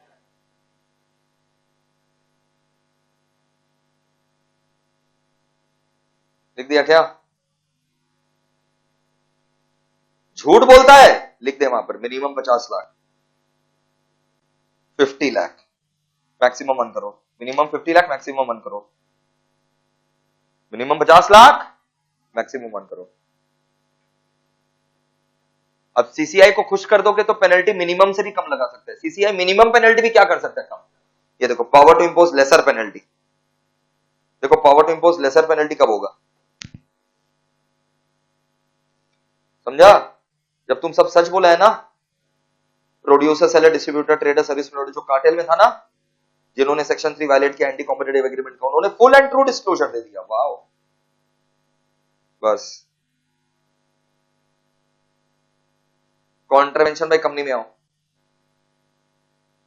Contravention by company. कंपनी यहां पर देखो खाली कंपनी नहीं है, यहां कंपनी के अंदर बोला सारा बॉडी कॉर्पोरेट रहेगा, फर्म यानी पार्टनरशिप फर्म होता है ना, वो भी आ जाएगा, एसोसिएशन भी आ जाएगा इंडिविजुअल्स का, और डायरेक्टर जो है डायरेक्टर भी आ जाएगा, और अगर फर्म है तो कौन, पार्टनर, डायरेक्टर भी आएगा, in relation to firm partner भी आ जाएगा, इन लोग सबको ठोकेंगे, ये सब गिल्टी माने जाएंगे, समझा। बस उतना ही। ये बता, ये नेक्स्ट चैप्टर है रे, एडवोकेसी का चैप्टर नंबर बता, 7। कब करेंगे, लिख दो माई मैट। कंपटीशन एडवोकेसी में लिख दो माई मैट। फाइनेंस अकाउंट्स में आ जाओ, लिख दो चैप्टर 8। एडवोकेसी बहुत छोटा था ना, फाइनेंस अकाउंट में आ जाओ चैप्टर 8, ये भी लिख दो माई मैट। पूरा मैट से पढ़ चुके हैं कि कंपटीशन फंड बनाया जाएगा, वो फंड के अंदर कहां से आएगा रुपया, सीजीएसजी देगा, फीस और इंटरेस्ट। अकाउंट्स ऑडिट बनाया जाएगा एज पर सीजी, करेगा कौन, सी&एडी। ये सब यहां से नहीं पढ़ना, सब माई मैट से पढ़ लेना। बढ़ जाओ, सीधा अपील टू सुप्रीम कोर्ट में आ जाओ, अपील टू सुप्रीम कोर्ट। कोई भी दिक्कत हो तुम सुप्रीम कोर्ट के पास जा सकते हो विद इन 60 डेज, लिख दो खाली टाइम लिमिट लिख दो with in 60 days. Supreme court के पास टाइम लिमिट है with in 60 days. Miscellaneous chapter number 9, miscellaneous chapter number 9। Central government के पास पावर है कि वो ये एक्ट हो सकता है कुछ कुछ एंटरप्राइज के ऊपर नहीं लगाए। सीजी अगर चाहे तो क्या कर सकता है, exempt the application of this act on any class of enterprise, on any class of enterprise if such exemption is necessary in public interest। Public interest में अगर भलाई है कि तेरे ऊपर ये एक्ट नहीं लगे, तो हे एंटरप्राइज तेरे ऊपर ये एक्ट नहीं लगेगा क्योंकि इससे पब्लिक का भला है। अगर कोई ट्रीटी वगैरह हो रखा है, अंडर एनी ट्रीटी और एग्रीमेंट, दूसरा सरकार के साथ कोई ट्रीटी हो रखा है, समझौता के तहत एग्जम्पशन मिल सकता है। एनी एंटरप्राइज जो खुद गवर्नमेंट का ही काम करता है, sovereign function on behalf of CGA, जैसे रेलवेज हो गया, तो रेलवेज के ऊपर थोड़ी ना सीसीआई एप्लीकेबल होगा, कंपटीशन एक्ट एप्लीकेबल होगा। लिख दो एग्जांपल रेलवेज, लिख दिया क्या? बस बढ़ो। सुपरसीड कमीशन में लिख दो माई मैट। पढ़ चुके हैं ना रे? अच्छा माई मैट था, वहां खोलो, माई मैट खोलो, सुपरसीड कमीशन वाला माई मैट खोलो, सुपरसीड कमीशन वाला।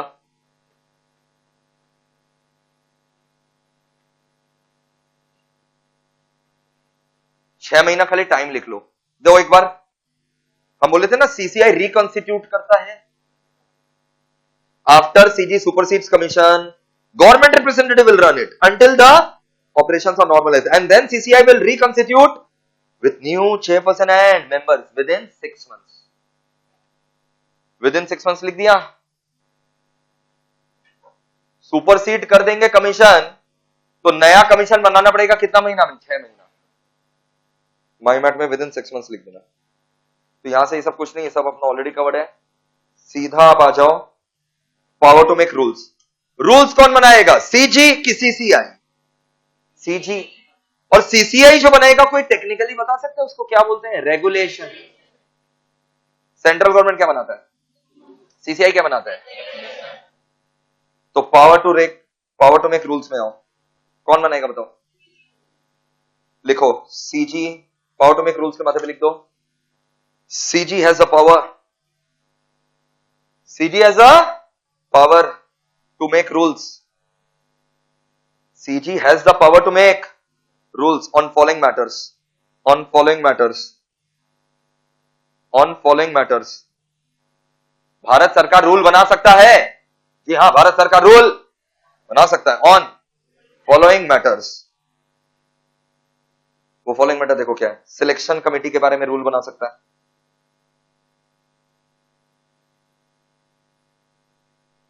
Authority before home oath of office and secrecy shall be maintain. जब चेयरपर्सन और मेंबर लोग कसम खाएगा, किसके सामने कसम खाएगा? सैलरी डिसाइड करेगा, ये सब सीजी डिसाइड करेगा ना रूल बना करके। पता सीजी क्या क्या रूल बनाकर डिसाइड करेगा? सिलेक्शन कमेटी, ओथ किसके सामने खाएगा? सैलरी। सीसीआई कितना बार मीटिंग करेगा, ये भी तो सीजी रूल में डिसाइड करता है। अकाउंट्स कैसे बनाएगा? सीसीआई का मीटिंग, अकाउंट्स, डीजी कितना डीजी रहेगा? कोरम रूल्स में नहीं, कोरम तो फिक्स है 3। सैलरी, नंबर ऑफ देखो disease, salary of DG, qualification of DG. बढ़ो। Form in which annual accounts shall be prepared. Form in which annual accounts shall be prepared.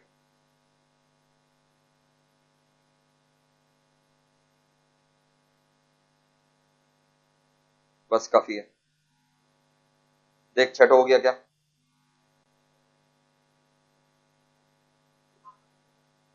कितना मरे? हाँ, और ये एनी अदर मैटर।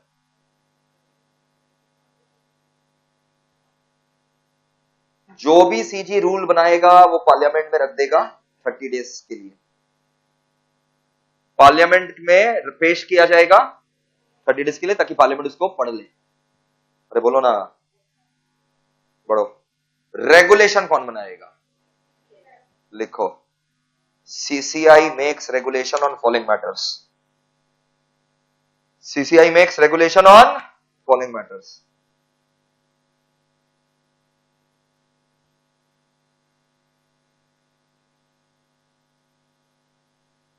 उन लोग का खर्चा वर्चा कितना होगा, cost of production to be determined. पढ़ो। Form in which details of acquisition, acquisition याद है ना? शेयर खरीदना, वोटिंग राइट हासिल करना, management enterprise, control over management और एसेट्स ऑफ एंटरप्राइज। वो फॉर्म में किस फॉर्म में डिटेल्स दोगे? Procedure for engaging experts and professional. CCI को भी तो एक्सपर्ट और प्रोफेशनल का दरकार रहता है, तो हम लोग कैसे एक्सपर्ट प्रोफेशनल को हायर करेंगे? उनका फीस क्या रहेगा एक्सपर्ट प्रोफेशनल का? किस मैनर में पेनल्टी रिकवर किया जाएगा? And any other matter. ये भी रेगुलेशन भी पार्लियामेंट में पेश किया जाएगा, टोटल 30 डेज।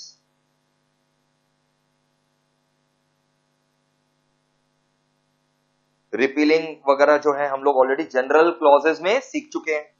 कंपटीशन एक्ट जब आया था ना 2002, उसके पहले था MRTP 1969, monopoly restrictive trade practice act. बोलो सी, कंपटीशन एक्ट 2002 में आया, उसके पहले क्या था? Monopolies restrictive trade practice act. तो उसको क्या किया गया? रिपील। सुनाया? किसने रिपील किया? कंपटीशन एक्ट ने। Competition act 2002 repealed. रिपील मतलब obliterate. Monopolies restrictive trade practice act 1969। पक्का? बोलो ना। तो याद करो, जब रिपील होता है तो इफेक्ट ऑफ रिपील होता है ना, सेक्शन 6 में अपने पढ़े थे, सेक्शन 6 जनरल क्लॉज एक्ट का, तो पूरा लिख देना। तो जब रिपील आएगा तो लिख दो। सर क्या है जनरल क्लॉज एक्ट? मॉड्यूल 1 में पढ़े थे। Refer general clause act 1897, effects of repeal, वो पूरा लिख देना यहां पर। Refer general clause act 1897, effects of repeal. बस ये सब कुछ नहीं पढ़ना है आपको, वहां से बस जो इफेक्ट ऑफ रिपील का 6 पॉइंट लिखवाया हुआ है बस वो पढ़ देना है। ओके बॉयज एंड गर्ल्स, बोलो। ये देखो यही रहा section 6 of general clause act 1897, खुद ही बोल दिया इन लोग, पढ़ लो। बेशर्मो, ये सारा एग्जाम ओरिएंटेड बात हो गया, लेकिन अभी भी कुछ पढ़ना बाकी है, इतिहास, हिस्ट्री। और हिस्ट्री पढ़ते हैं इसका, जो स्टार्टिंग का 10 पन्ना पन्ना था।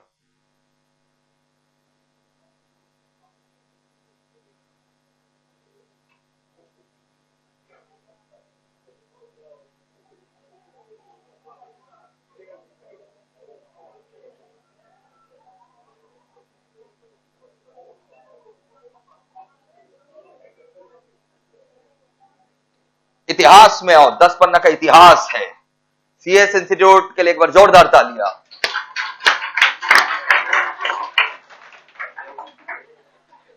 ये है नहीं, हट गया है।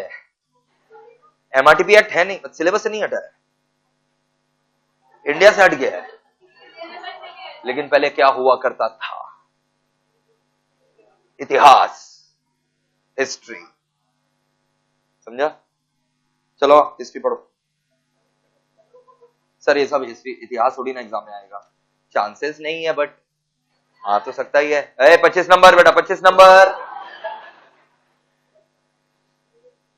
ये सब माई मैट से कर लेना रे, डेफिनेशन ऑफ कंपटीशन वगैरह थोड़ा बढ़ा करके लिख देना। अगर मान लो डेफिनेशन ऑफ कंपटीशन आ गया, लिखो 8 नंबर का, तो आसपास का भी सब लिखना। कंपटीशन का डेफिनेशन, कंपटीशन पॉलिसी और लॉ का फर्क, कंपटीशन एफिशिएंसी और इनोवेशन और ग्रोथ बढ़ता है,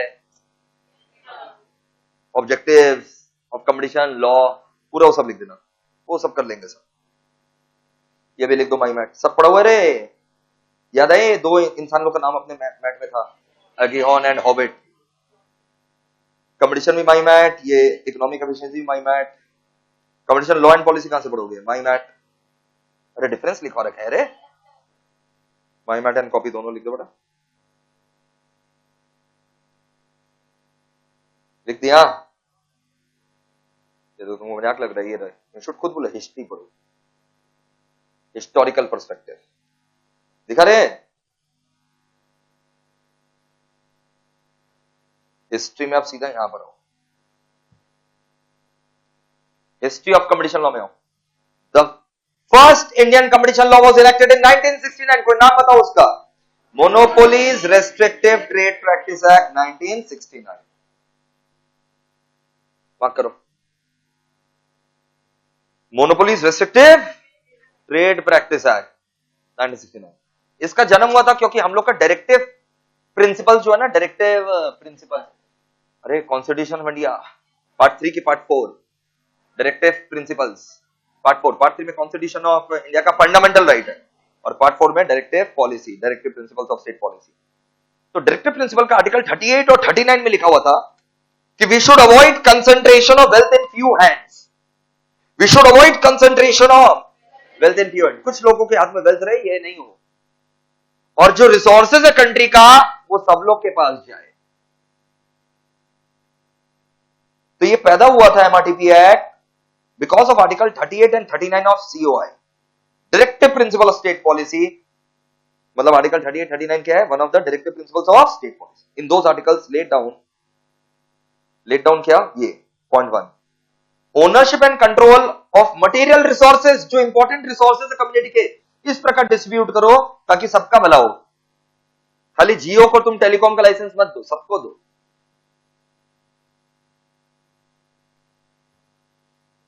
इस प्रकार इकोनॉमिक सिस्टम चलाओ. Operation of economic system does not result in concentration of wealth. Wealth इकट्ठा नहीं हो जाए कुछ हाथों में. वही हुआ है हिंदुस्तान में. नहीं समझा?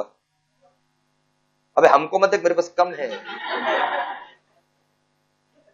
मेरा वेल्थ कुछ नहीं है. पॉइंट बहुत गुना 0.000% होगा. मेरे से ज्यादा अमीर बच्चे यहां बैठे होंगे. चलो बढ़ो.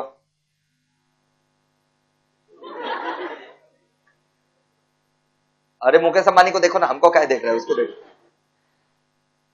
तो आर्टिकल नंबर कौन सा? 38 and 39 directive principle state policy में यही बोला कि भाई कंसंट्रेशन ऑफ वेल्थ नहीं हो जाए कुछ हाथों में, और रिसोर्सेज सबके भलाई के लिए यूज हो.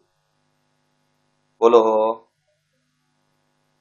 पूरा इतिहास है बेटा ये सब. अब एमआरटीपी एक्ट है, अब तो कंपटीशन एक्ट है, फिर भी चला. बैकग्राउंड ऑफ एमआरटीपी एक्ट बहुत पहले की बात है, जब इंडिया को आजादी मिला था ब्रिटिश पावर से. इंडस्ट्रियली वो बहुत पिछड़ा हुआ था. उसका इकोनॉमी का चमत्कार हुआ था. बहुत पहले की बात है दोस्त. जब इंडिया को आजादी मिला, इंडस्ट्रियली बहुत पिछड़ा हुआ था. उसका इकोनॉमी का बैंड बजा हुआ था. सर ये सब थोड़ी ना आएगा एग्जाम में. बात हुआ था ना. चलो कम से कम इंपॉर्टेंट मार्क कर लो. मतलब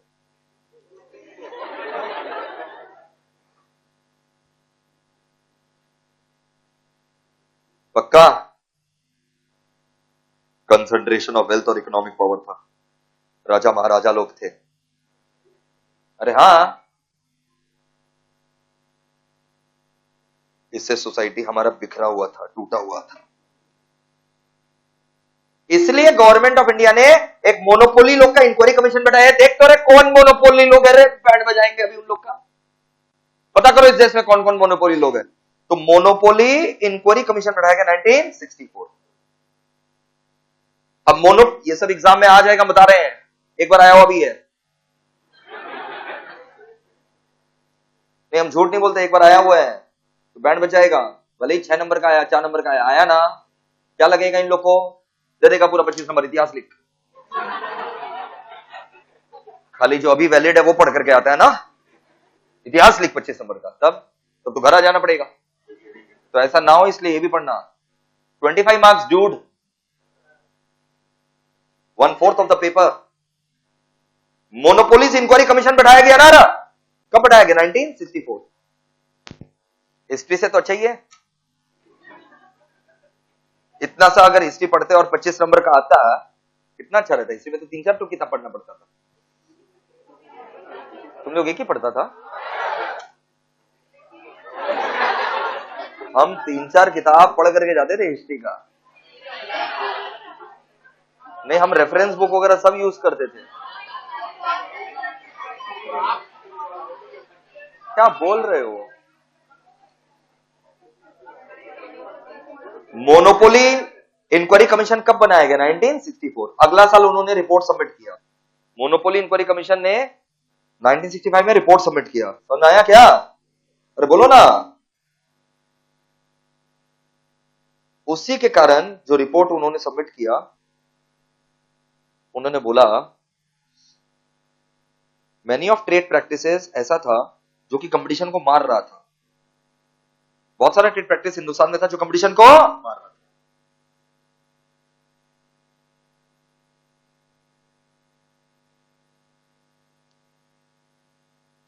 कमीशन को यह भी लगा कि यहां पर सोशियो इकोनॉमिक जस्टिस नहीं हो रहा है. डिस्ट्रॉय हो रहा है सोशियो इकोनॉमिक जस्टिस। इसीलिए एमआरटीपी बिल बनाया गया पार्लियामेंट में 1967 में, और फिर वो एक एक्ट बना, जी हां दोस्तों, 1 जून 1970। इतिहास जानो अपना। पहले कमीशन बनाया गया 1964, फिर वो बिल जो है कमीशन ने रिकमेंडेशन दिया 1965, फिर बिल बनाया गया 1967, पार्लियामेंट में 3 साल लगा पास होने में, बिल पड़ा था 3 साल पार्लियामेंट में। समझा क्या? अब मेन ऑब्जेक्टिव क्या था एमआरटीपी एक्ट का? देखो, principle objective of which act? Prevent करना है concentration of economic power. Economic power कुछ हाथों में जाने नहीं देना है। We have to prevent the concentration of economic power. Monopoly लोग के ऊपर लगाम कसना है, प्रोहिबिट कर देना है एमटीपी आरटीपी को। नाम ही तो है ना, एक्ट का नाम बोल, मोनोपोलीज रेस्ट्रिक्टिव ट्रेड प्रैक्टिस। तो एमटीपी हो गया मोनोपोलिस्टिक ट्रेड प्रैक्टिस, और आरटीपी हो गया रेस्ट्रिक्टिव ट्रेड प्रैक्टिस, दोनों को प्रोहिबिट कर देना। ये अच्छा लगा? 4 ऑब्जेक्टिव है एमआरटीपी का, बताओ। Prevention of concentration, to prevent the concentration of economic power in few hands, control the monopolies and prohibit MTP RTP. मक्खन, अब ये किसके ऊपर लगाम कसा था सुनो। ये बोला भाई जो बिग अंडरटेकिंग्स है, क्या है बताओ? Big undertaking, big business houses, big business houses, big undertaking. Big undertaking लोग को बोला तुम लोग कुछ भी करोगे पूछ करके करना है, बिग अंडरटेकिंग सीधी से सब अप्रूवल लेकर के करना। तुम्हारे यहां पर डायरेक्टर भी, तुम्हारा जो डायरेक्टर कहीं और डायरेक्टर भी बनेगा ना, सीधी से पूछ करके। तुम लोग कोई नया बिजनेस को अक्वायर भी करेगा, डीमर्ज भी करेगा, मर्ज भी करेगा, टेक ओवर भी करेगा, सीधी से पूछ करके। किसी और का शेयर भी खरीदेगा, सीधी से पूछ करके। सांस लेना मुश्किल कर दिया। बिग अंडरटेकिंग को क्या बोला? एमआरटीपी एक्ट 1969 बिग अंडरटेकिंग्स को क्या बोला? तुम्हारा डायरेक्टर कहीं और डायरेक्टर बनेगा, सीधी से पूछ करके। तुम लोग किसी का शेयर खरीदेगा, सीधी से पूछ। Merger, amalgamation, demerger, take over कुछ भी करेगा, सीधी से पूछ करके। अपना प्रोडक्शन कैपेसिटी को बढ़ाओगे, सीधी से पूछ करके। एक्सपैंड करोगे ना प्रोडक्शन कैपेसिटी, सीधी से पूछ करके।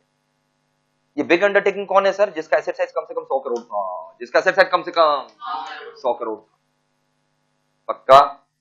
या फिर जो 2 कंडीशन सेटिस्फाई करता था, 25% मार्केट शेयर था, 1 करोड़ एसेट, या तो 100 करोड़ का तेरा क्या है asset, 100 crore asset, big undertaking.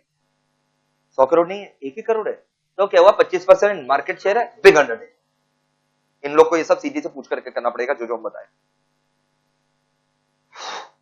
Ready क्या?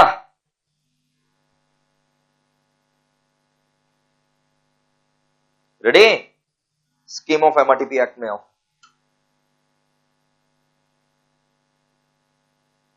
एप्लीकेबल ऑन, लिखो एप्लीकेबल ऑन, लिखा ऐसे करके, क्या लिखा? Applicable on large business houses, applicable on large business houses.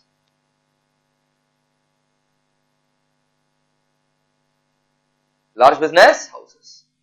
अब वहीं पर एक चार्ट बना लो लार्ज बिजनेस हाउस का, जगह है? हाँ हाँ, यही तो।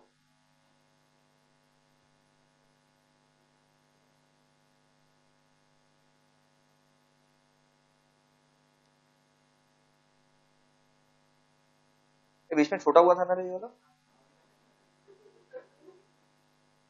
नया सॉफ्टवेयर है, सीख रहे हैं।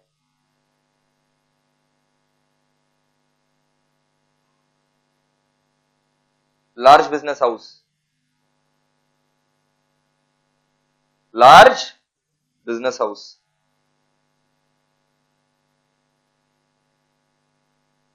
लिखा?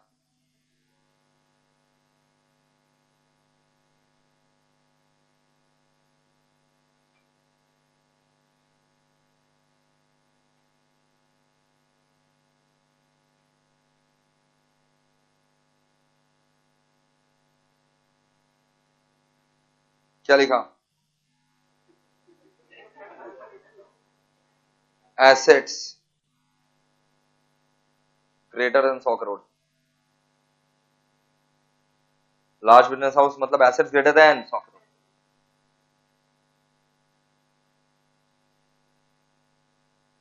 या फिर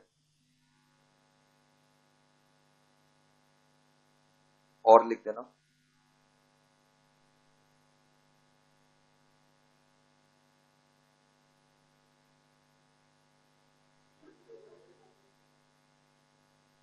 और लिख देना 25% क्या market share and 1 crore assets.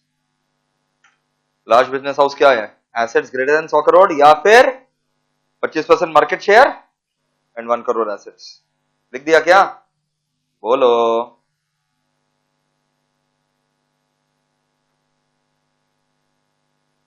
यही सारे अंडरटेकिंग को बोला गया एमआरटीपी अंडरटेकिंग है। यही सारे अंडरटेकिंग लोग क्या है बताओ, इन अंडरटेकिंग को बोला गया अप्रूवल ऑफ सीजी लोग है। Such undertaking had to obtain approval of CG. क्या क्या करने के लिए सीजी का अप्रूवल लेना पड़ेगा, to undertake substantial expansion of production, इसको पॉइंट 1 दे देना, substantial expansion of production. New undertaking बनाना चाहता है, point number 2। Amalgamate take over करना चाहता है, point number 3। Appointment of person who are director in such undertaking as director in any other undertaking, point number 4। यहां का डायरेक्टर को कोई दूसरा जगह डायरेक्टर बनाना चाहता है, point number 4। Needed the approval of CG. मक्खन एकदम, बस काफी है बेटा इतना।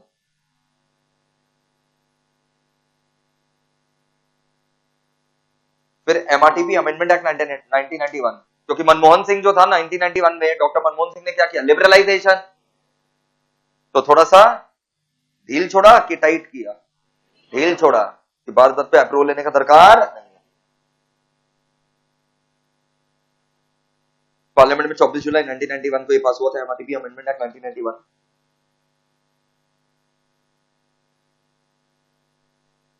By removing all pre-entry restriction, placing more emphasis on controlling and regulating monopolistic, restrictive, unfair trade practice। याद करना होगा ये।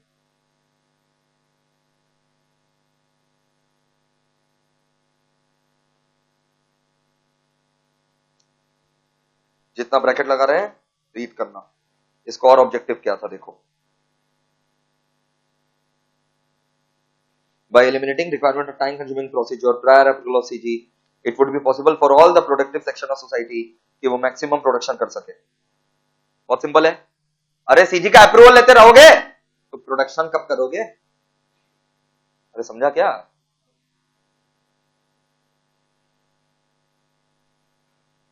बस इतना।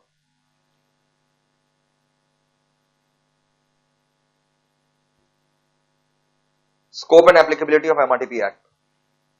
ये MRTP act shall not apply, government के ऊपर कुछ एप्लीकेबल होगा क्या, नहीं। It shall not be applicable on undertaking owned or control by government company, trade union, workman लोग का association, financial institutions. MRTP act government owned enterprise के ऊपर एप्लीकेबल नहीं था, फाइनेंशियल इंस्टीट्यूशंस के ऊपर नहीं था, trade union and worker association के ऊपर नहीं था। अब बस दो चीज, मोनोपोलिस्टिक ट्रेड प्रैक्टिस, 3 चीज बस, MTP, RTP, UTP, unfair trade practice. ये 3 चीज बोल। एमटीपी में आ जाओ, monopolistic trade practice. Prohibition of MTP is one of the objective पढ़े थे ना अभी। एमआरटीपी एक्ट का one of the objective was prohibition of MTP, monopolistic trade practice. Monopoly कहीं डिफाइन नहीं है पूरे एक्ट में, मोनोपोली कहीं पर भी डिफाइंड नहीं है पूरे एक्ट में। बट मतलब क्या होता है मोनोपोली का, जो फिक्स करता है प्राइस, है ना,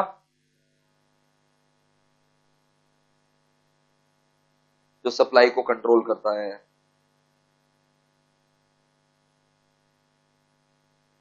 बढ़ो, पूरा इतिहास है बेटा, पूरा इतिहास जम करके।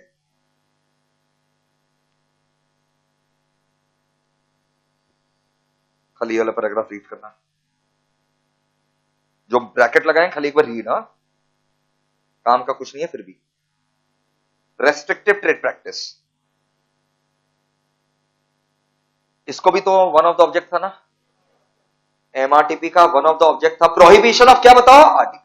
प्रोहिबिशन ऑफ आरटीपी होगा तभी जाकर के टू इंश्योर होगा free and fair competition in the market, ultimate consumer को फायदा होगा। सर है क्या आरटीपी, ये रहा देखो, कॉमन लिस्ट ऑफ आरटीपी में आ जाओ, बहुत सिंपल है। ये जो मोनोपोली इंक्वायरी कमीशन था ना, इसने ये सब चीज को आरटीपी बोला था।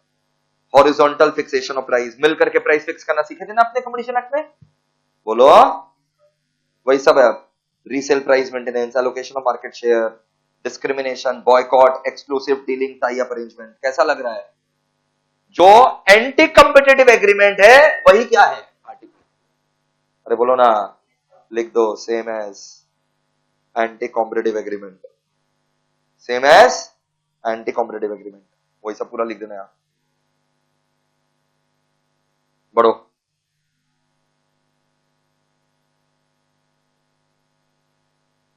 अनफेयर ट्रेड प्रैक्टिस में आओ। अनफेयर ट्रेड प्रैक्टिस मतलब वही ब्लैक मार्केट करना, होर्डिंग करना। अरे समझा क्या? तो वो सबको रोका गया। लिख दो एग्जांपल ब्लैक मार्केटिंग, लिख दो example black marketing, cheating customers, black marketing comma cheating customers.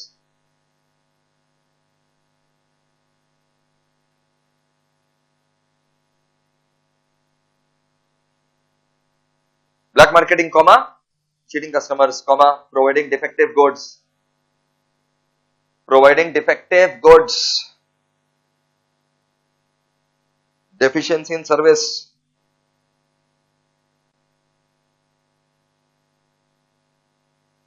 providing defective goods, deficiency in service। तो ये सब को रोकने के लिए क्या लाया गया? Consumer protection act 1986। लिख दो, and to stop these, and to stop these following consumer protection laws were passed, and to stop these following consumer protection laws were passed, following consumer protection laws were passed। सीधे यहां पर हो, ये रहा consumer protection law. देखो क्या क्या आया, एसेंशियल कमोडिटी एक्ट है, trademark act, specific relief act, अरे बोलो ना, drug control act, standard of weights and measure act, Indian contract act, sale of goods act, consumer protection act. ये सारे कंज्यूमर प्रोटेक्शन लॉज है। बेटा 5-7 लिख सकोगे कंज्यूमर प्रोटेक्शन लॉ? बता, consumer protection act, Indian contract act, sale of goods act, specific relief act, drug control act, trademark act, essential commodity act. हो गया बेटा 7। बस रिकमेंडेशन ऑफ सचार कमेटी में हो, रिकमेंडेशन ऑफ सचार कमेटी। इसी के कारण तो सीसीआई आया और कंपटीशन एक्ट आया। अरे समझा क्या? और बहुत सारा अमेंडमेंट भी आया था एमआरटीपी में, यही सचार कमेटी के कारण। अब देखो, रिकमेंडेशन ऑफ सचार कमेटी आया, ये हिस्ट्री है। ये भी गवर्नमेंट ने सचार कमेटी बनाया था अगस्त 1977 में। इसका चेयरमैन था जस्टिस राजेंद्र सचार। सर समझाइए ना, क्या समझाए? अगस्त 1977 में बना, चेयरमैन का नाम था राजेंद्र सचार। यही समझाइए ना बाबू, मदिरापान कर लिए हो क्या? ये सचार कमेटी क्यों बनाया गया था? To look into simplification of working of companies and MRTP act. MRTP act और सिंपल कैसे बनाया जाए। इस सचार कमेटी ने अपना रिपोर्ट अगला साल सबमिट किया 1978 में। Far reaching changes were suggested by the committee. Committee highlighted need for introduction of suitable provision to curb unfair trade practice. उसके बाद ही तो कंज्यूमर प्रोटेक्शन लॉज आए ना सारे, अनफेयर ट्रेड प्रैक्टिस को रोकने के लिए। नेक्स्ट पेज में आओ।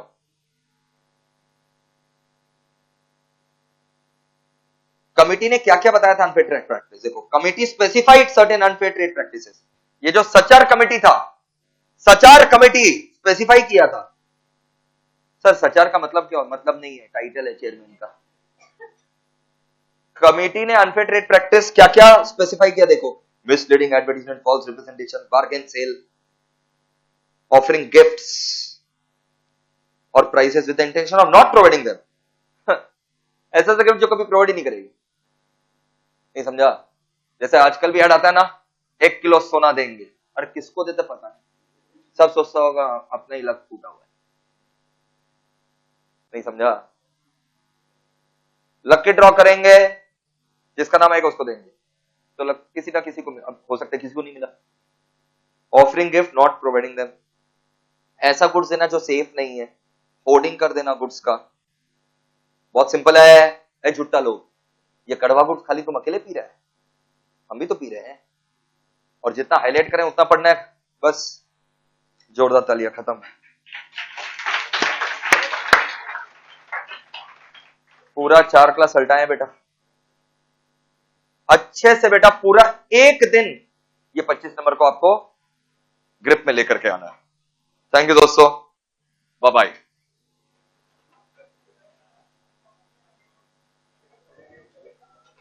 बैठो।